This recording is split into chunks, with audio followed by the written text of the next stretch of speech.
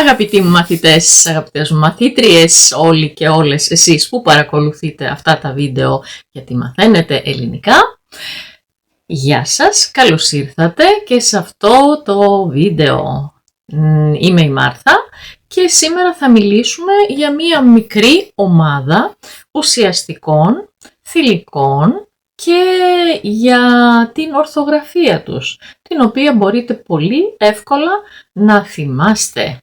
Αν θέλετε, αν μου έχετε εμπιστοσύνη, μπορείτε να με ακολουθήσετε μετά την μικρή ανοιξιάτικη βόλτα.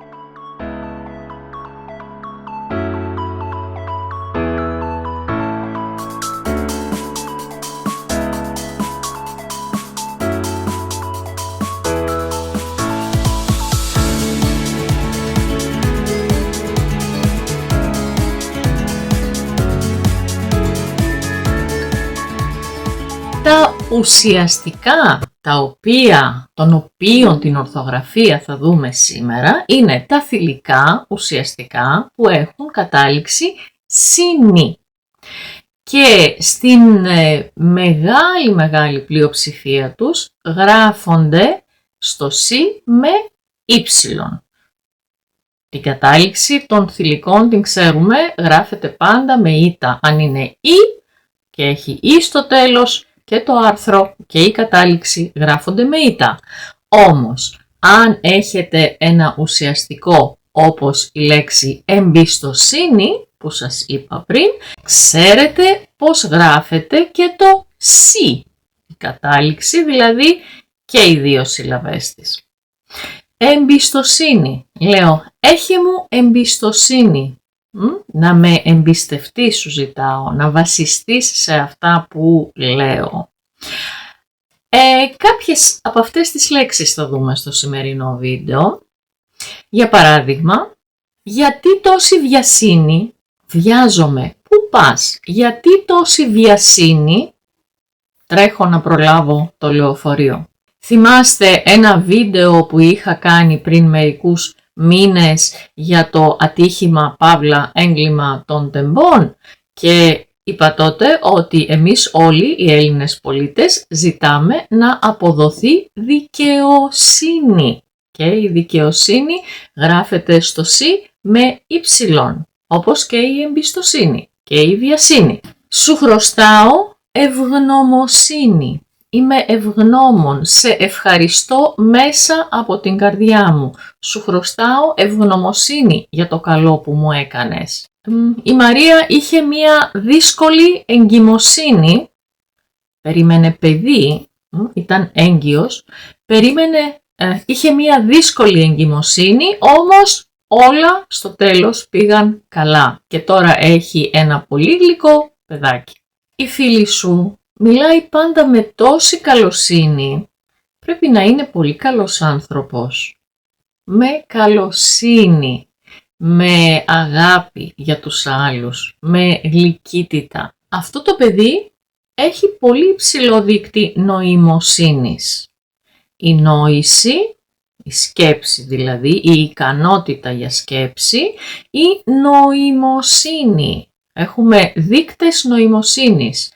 IQ, EQ, αυτό που ξεχωρίζει στο χαρακτήρα του είναι η μετριοφροσύνη.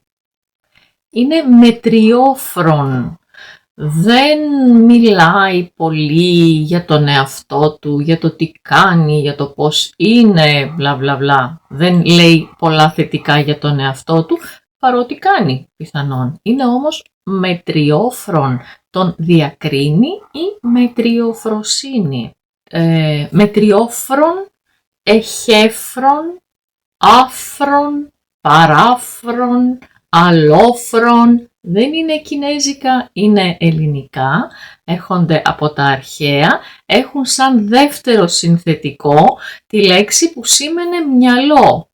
Φριν, το μυαλό. Οπότε ο εχέφρον είναι αυτός που έχει μυαλό, ο σοβαρός άνθρωπος. Άφρον, αυτός που δεν έχει μυαλό. Και παράφρον, αυτός που έχει χάσει το μυαλό του, έχει τρελαθεί. Ή παραφροσύνη, η τρέλα, η αλλοφροσύνη, όταν κάτι παθαίνει ο εγκέφαλος και στην εποχή μας, δυστυχώς, η αγραμματοσύνη και η ασχετοσύνη έχουν γίνει μόδα. Αγραμματοσύνη, αγράμματος, όχι απαραίτητα αναλφάβητος, και ασχετοσύνη, το να είναι κανείς άσχετος, να μην γνωρίζει κάποια πράγματα. Τόσοι άνθρωποι κάθονται στις άκρες των δρόμων, στο κέντρο, όταν περπατάει κανείς και ζητούν ελεημοσύνη. Ελεώ κάποιον, τον βοηθάω δηλαδή, δίνω ελεημοσύνη. Χρήματα ζητάνε συνήθως όσοι ζητούν ελεημοσύνη. Με μαγεύει η απεραντοσύνη του σύμπαντος. Το σύμπαν, ο κόσμος δηλαδή, η γη και όλοι οι πλανήτες, οι γαλαξίες κτλ. Είναι το σύμπαν και το σύμπαν είναι απέραντο. Η απεραντοσύνη, το ότι είναι απέραντο το σύμπαν, με μαγεύει. Η αδερφοσύνη ήταν μία από τις 3 λέξεις που ήταν το σύνθημα της Γαλλικής Επανάστασης. Οι άλλες 2 ήταν ισότητα και ελευθερία. Ισότητα, ελευθερία και αδελφοσύνη. Τα Χριστούγεννα και το Πάσχα είναι 2 πολύ μεγάλες γιορτές της χριστιανοσύνης. Τι είναι σε αυτή την περίπτωση η χριστιανοσύνη? Είναι όλοι οι χριστιανοί μαζί. Με την ίδια λογική, όταν μιλούμε για όλους τους Έλληνες μαζί, έχουμε τη λέξη Ρωμιοσύνη. Ρωμιός από το Ρωμαίος μας έχει μείνει από την εποχή της Ρωμαϊκής Αυτοκρατορίας να θεωρείται στην Ελλάδα ο Έλληνας. Οπότε ο Θεοδωράκης, θα σας βάλω κάτω να ακούσετε, τραγουδάει την Ρωμιοσύνη μην την κλαις και εννοεί τον ελληνισμό, όλους τους Έλληνες, όλους τους Ρωμιούς.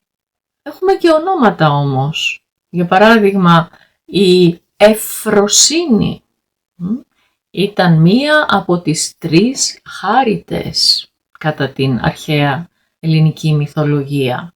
Επίσης, οι 9 μούσες ήταν κόρες του Δία και της μνημοσύνης. Η μνήμη, η μνημοσύνη, η προσωποποίηση της μνήμης. Ο Δον Κιχώτης εκπροσωπεί τα ιδανικά της υποσύνης.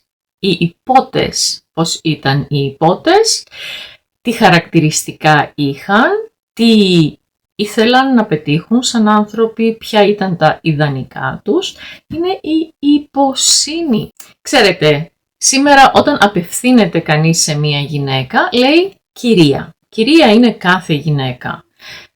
Όχι πολύ παλιά όμως, οι γυναίκες χωρίζονταν σε κυρίες και δεσποινίδες. Κυρίες ήταν οι γυναίκες που ήταν παντρεμένες, δεσποινίδες ήταν οι γυναίκες που ήταν ανήπαντρες. Δεν είχαν παντρευτεί ακόμη, όσο χρονών και να ήταν, ονομαζόταν δεσποινίδες. Τις αποκαλούσε κανείς έτσι, δηλαδή τι κάνετε δεσποινής Σοφία. Και η δεσποινής Σοφία μπορεί να είναι 15 χρονών, 25, 55, 85, πάντως δεν έχει παντρευτεί ακόμη. Ακόμα παλιότερα η λέξη δεσποινής είχε μία διαφορετική μορφή. Ήταν η δεσποσύνη. Δεσποσύνη. Εσείς που ξέρετε πολύ καλά ελληνικά και διαβάζετε ίσως παλιότερα κείμενα, μπορεί να συναντήσετε αυτή τη λέξη και θα ξέρετε ότι σημαίνει δεσποινής και θα ξέρετε ότι γράφεται με ύψιλον, όπως και όλες οι λέξεις που προανέφερα. που είπα πιο πριν δηλαδή. Και αν έχετε και κάποιες ακόμη να συμπληρώσετε κάτω, νομίζω ότι ευχαρίστως θα τις διαβάσουμε όλοι. Και εγώ και όλοι όσοι βλέπουν αυτά τα βίντεο. Αυτά μέχρι στιγμής για σήμερα. Σας περιμένω και στο επόμενο βίντεο που θα είναι προφανώς και ελπίζω την επόμενη Κυριακή. Σας χαιρετώ για τώρα. Γεια σας!